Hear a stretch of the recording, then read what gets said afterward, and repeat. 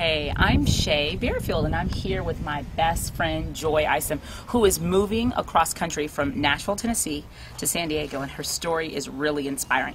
So, Joy, let us know, what made you move from Nashville, and when did it occur to you? Well, I visited San Diego. I visited one of my very best friends, Melissa, who moved to San Diego 8 months ago, over a year ago, to adopt her sister's kids who died in a car accident.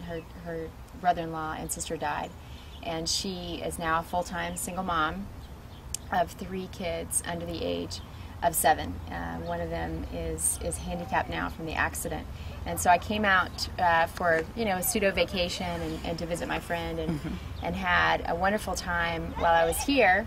And on my ride home, on the plane ride home, I really just started thinking about, what's keeping me in Nashville. I've been there 8 years. I have a great job. Kind of going through the motions. And while I was with Melissa, I saw many opportunities where I could help her in her situation. And so, when I got back, I just, I started putting things in motion to start moving, not knowing how the pieces were going to come together. Did it seem impossible? At that time, I'm thinking, you had this great job in Nashville. You'd been working there for 8 years. You had all of the conveniences of knowing a city and all of the comforts of financial security. Yeah. And then you start feeling like there's got to be more. Seeing your friend go through all of this stuff and being a single mom to these kids, and one with special needs, after the accident.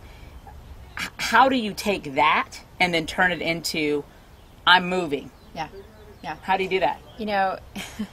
It comes with facing a lot of fears of security, because I've had security for the last 8 years and having a great job in this economic climate and very settled and comfortable in Nashville. But I've never lived my life for what's comfortable, and I was a little concerned that I got to that place of just plain comfort. And this was the first time in a long time where I felt inspired that I could make a difference in this world and help someone in need. So pretty much for 8 years, have this great job, you're moving through the motions, and you really feel, what I'm understanding, is really detached, largely, from your greater purpose. It may look good on the outside, but you knew you were born to do more. But how to access that may have been a little difficult, and how to figure out, how do I actually become the more that I know I can be? Or sometimes, if you're anything like me, sometimes you can stop thinking along those lines. And what I'm understanding is maybe Melissa's life kind of jarred you back to, absolutely, oh my gosh, absolutely, I was raised for more than this. I was born for more than this. Right, that's exactly right. So, okay, so what were some of the things that you immediately started doing? One of my very good friends pushed me out of the boat. This was a thought when I came off the plane of, what if I moved to San Diego? I could help her on the ground with so many things in her life, helping her get things fixed in her house and helping coordinate volunteers to help clean her house and those kind of things. Just the everyday, daily life chores that we all are responsible for. And so, but it's different from taking a thought into action. And usually I don't say something unless I'm ready to do it. Right. So it came with a lot of encouragement from friends and family.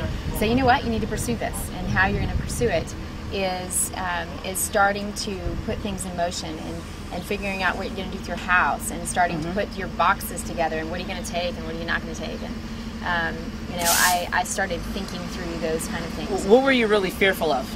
Because I know that what I do know enough about now in life is, if you're fearful of it, probably a bazillion other people are fearful of it. So because I'm thinking there are a lot of people who have reached a place in their lives where they're just doing the same old. They're completely detached from their larger reason of being, because I absolutely know, I don't just believe, I absolutely know we all were born with a specific and beautiful purpose. So what were the specific things that you were fearful of that kept you back? Yeah, I was fearful that I wouldn't have a job. I was fearful that I wouldn't be able to make ends meet. Right. I have a house, I have a mortgage, I have financial responsibility, and I thought, I had all that security in my job. Right. But, my job could have been gone tomorrow. That's right. And so my fears were natural fears in that, how do I still meet my financial obligations, and then also pursue this dream or this vision that I'm seeing in my heart.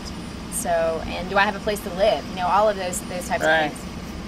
Did you even know what job you were going to do when you got to San Diego? Not at all. You know, the job was a second factor. You know, I knew that I was supposed to move, but I didn't know how or what job I was going to have. So I just started applying for every job on Craigslist and all kinds of different jobs online and that didn't even fit my profile, but I knew that I could do them. Right. And so over the process of action. Sorry to interrupt you, but so really, the big thing was you didn't know what the heck you were going to do. You didn't know where to go, but you knew I need to do something. Yeah. And you're scared, you're fearful, but being fearful, you did something. Yeah. And when you took the next step, something else opened up. Yeah. Isn't that crazy? Yeah.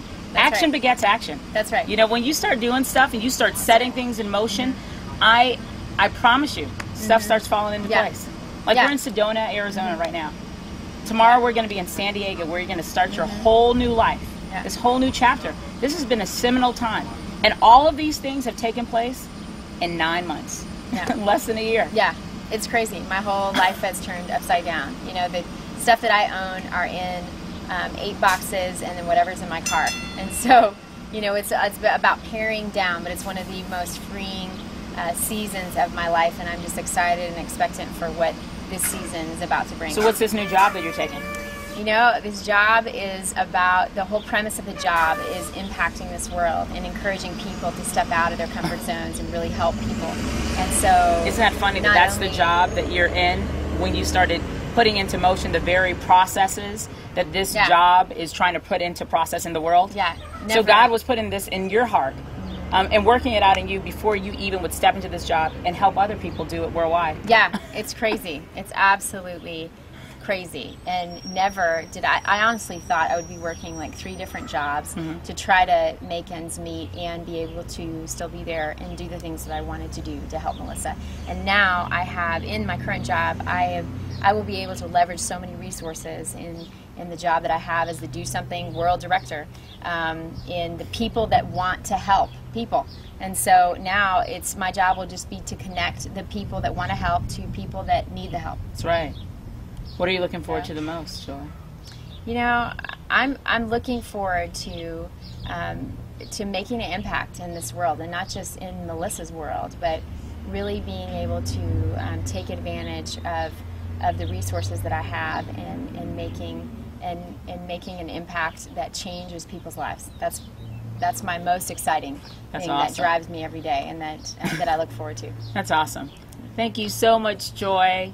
Well, thanks so much, you guys. So here you see that we're sitting with Joy Isom, who 9 months ago was fearful and scared, but knew she needed to make a difference in her life. And she's doing it. And tomorrow she starts a new world in San Diego, California. Thanks for tuning in. Peace.